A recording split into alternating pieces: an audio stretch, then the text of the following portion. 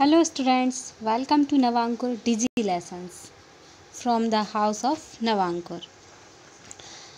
आज हम पढ़ने जा रहे हैं subject maths class 9th chapter 4 का पार्ट 1 और पार्ट 2 हम पिछले वीडियोस में कर चुके हैं।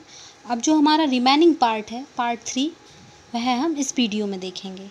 तो आपने देखा होगा कि हम 4.3 के 5th क्वेश्चंस तक सॉल्व कर चुके हैं। अब हम करेंगे 6th क्वेश्चंस तक सॉल्व कर चुके हैं। अब हम करेंगे 7th क्वेश्चन आप देख सकते हैं। एक विद्यालय की कक्षा 9th की छात्राएं यामिनी और फातिमा ने मिलकर भूकंप पीड़ित व्यक्तियों की सहायता के लिए प्रधानमंत्री राहत कोष में 100 रुपये का अंशदान दिया। एक रैखिक समीकरण लिखिए जो इन आंकड़ों को संतुष्ट करती हो।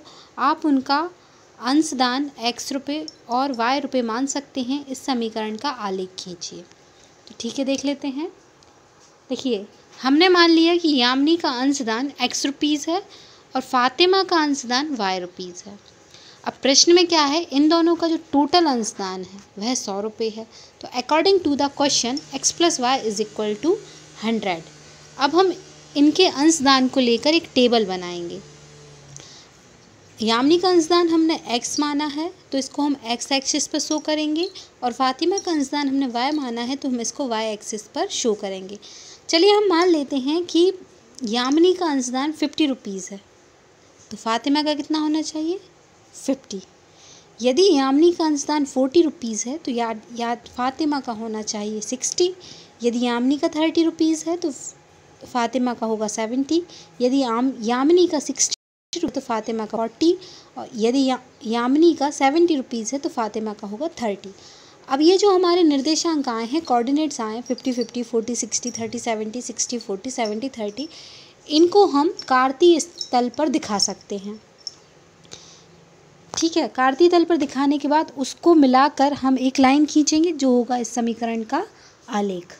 तो आप देख लीजिए, हमने देखा कि 50 50 40 60 60 40 70 30 30 70 को हमने इस पर निरूपित किया और उनको मिलाते हुए एक लाइन खींची जो कि हुई हमारी x + y = 100 का आलेख खींचना अब सबको आता है।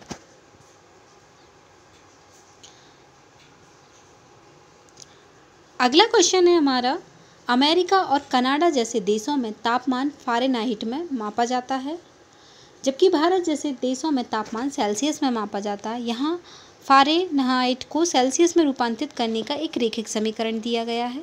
ठीक है, देख लेते हैं। F = 9/5 C + 32। देखिए, यह एक 2 चरों वाला रैखिक समीकरण है जिसमें एक चर है F और दूसरा चर है C। हम सबसे पहले क्या करेंगे, इस 2 चरों वाले रैखिक समीकरण को हम दिखाएंगे कार्तीय तल कार्टेशियन स्पेस पर। हम क्या करेंगे कि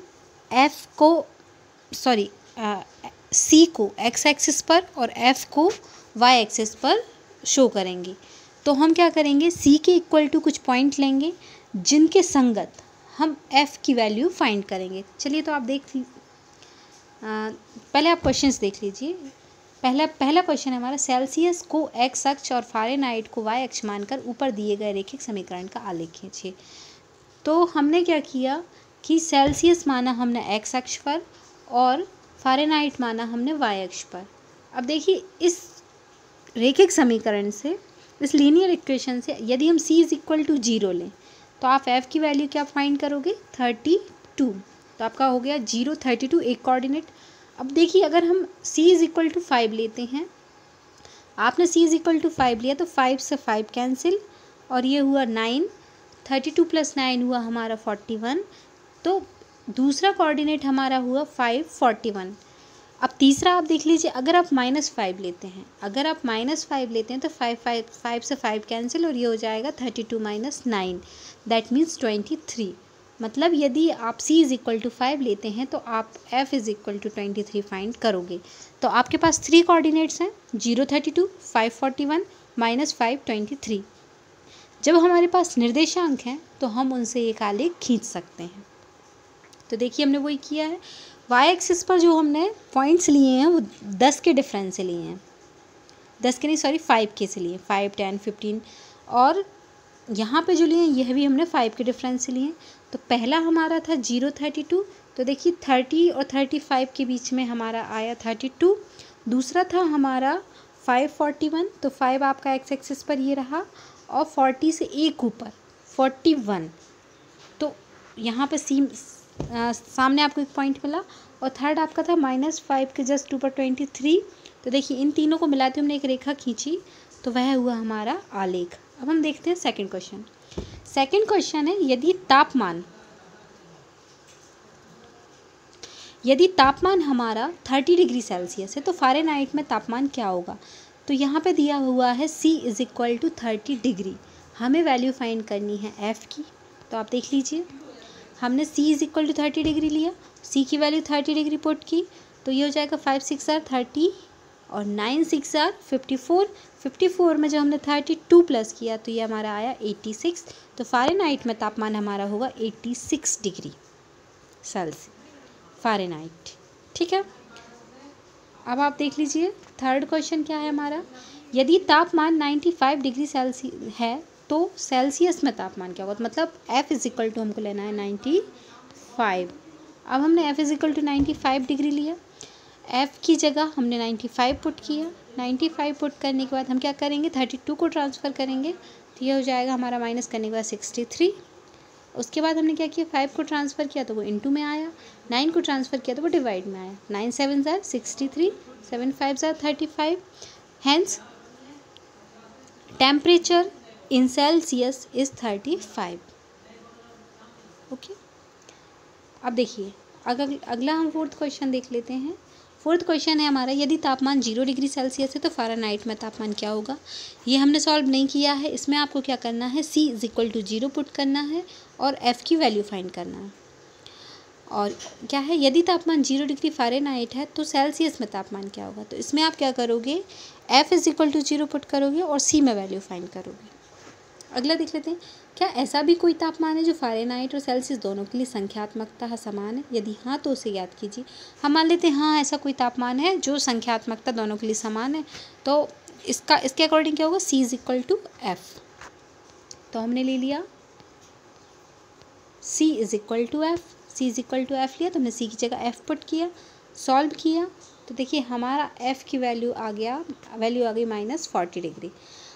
तो हम लिख सकते हैं हाँ ऐसा कोई तापमान है जो संख्यात्मक रूप से सेल्सियस और फ़ारेनहाइट में बिल्कुल समान है, और वह तापमान हमारा -40 डिग्री है। ये तो हुई हमारी 4.3 कंप्लीट। अब हम देख लेते हैं एक चर वाले दो चर वाले समीकरण के रूप में y = 3 का ज्यामितीय निरूपण कीजिए। एक चर वाले का हमारा मतलब होता है कि या तो हम x एक्सिस लेंगे या हम y एक्सिस लेंगे, और दो चर वाले से हमारा मतलब होता है कि हम x और y दोनों ही एक्सिस लेंगे। तो हमारा है समीकरण के रूप में y = 3 का ज्यामितीय निरूपण कीजिए। अब क्या लिखा है, एक चर वाले, तो एक चर वाले के लिए हमने एक लाइन खींची जिसको हमने y एक्सिस नाम दिया। देखिए आ गया, ये ऊपर आप लाइन देख सकते हैं, एक लाइन खींची और इस पर जैसे कि हम नंबर लाइन बनाते हैं, बीच में 0, राइट साइड 1 2 3 4 पॉजिटिव और लेफ्ट साइड नेगेटिव -1 -2 -3। तो y = 3 और हमने इसको इस पर y एक्सिस पर जो 3 पॉइंट है उसको शो किया। ये देखिए आप देख सकते हैं। अब दो चर वाले में हम क्या करेंगे, दो चर वाले में हम लेंगे x एक्सिस और y एक्सिस दोनों। अब हमने देखा है कि x की वैल्यू कुछ भी हो, y की वैल्यू हमेशा 3 ही रहेगी। तो उसी तरीके से हम x एक्सिस के पैरेलल 3 पॉइंट से होती एक लाइन खींचेंगे जो हो जाएगा y = 3। तो देखिए आपको दिखाया गया है, यहाँ पे बीच में जो है वो 0 3 है, इस साइड जो है वो -1 3 है, मतलब y कोऑर्डिनेट हमारा 3 ही रहेगा, x कोऑर्डिनेट कुछ भी हो। अब देखिए एक लिखा है, एक चर वाले दो चर वाले समीकरण के रूप में 2x + 9 = 0 का ज्यामितीय निरूपण कीजिए। हम इसमें क्या करेंगे, सबसे पहले हम वैल्यू फाइंड करेंगे x की वैल्यू हम कैसे फाइंड करेंगे, 9 का ट्रांसफ़र करेंगे -9, फिर 2 का ट्रांसफ़र करेंगे, तो x = -9/2। अब हम क्या करेंगे, एक x एक्सिस एक लाइन खींचेंगे। देखिए आपको दिखा हमारा जो 9/2 है, अगर हम उसको मिक्स फ्रैक्शन में देखें तो वो होगा 4:1/2, 4:1/2, मतलब जो कि होगा 4 5 के बिल्कुल सेंटर में। माइनस में है इसलिए लेफ्ट साइड में लिया हमने, 4 5 के बिल्कुल सेंटर में देखा एक पॉइंट शो किया है जिसका नाम है 2x + 9 = 0। सेम हम क्या करेंगे, एक्स एक्सिस और वाई एक्सिस बनाएंगे। आपका जो y = 3 था वो x एक्सिस के पैरेलल था, यहाँ पे x = -9/2 ये y एक्सिस के पैरेलल होगा।